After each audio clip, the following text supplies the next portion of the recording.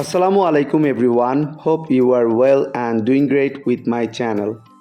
আজকের এই ভিডিওতে আমি আপনাদের সাথে শেয়ার করব একটি অ্যাডভান্স ইংলিশ স্ট্রাকচার। সো ভিডিওটি না টেনে শেষ অবধি দেখুন। তারা ঝগড়া শুরু করলো, তারা খাওয়া শুরু করলো, তারা খেলতে শুরু করলো, তারা নাচতে শুরু করলো। এই প্রতিটা বাক্যে যে জিনিসটা কমন আমরা দেখতে পাচ্ছি সেটা হলো শুরু করলো। সো যখন আমরা কোনো সেন্টেন্সে এই ধরনের বাক্যটি দেখতে পাবো সেক্ষেত্রে আমাদের ব্যবহার করতে হবে স্টার্টেড।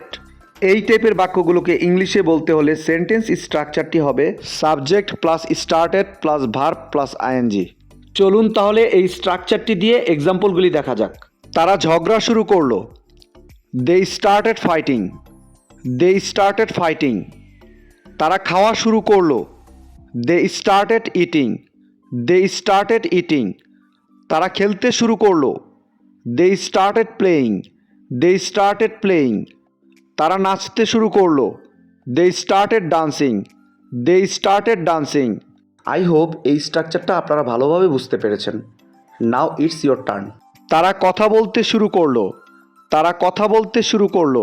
এই বাক্যটি ইংলিশে কী হবে আপনারা কমেন্টে লিখে জানাবেন।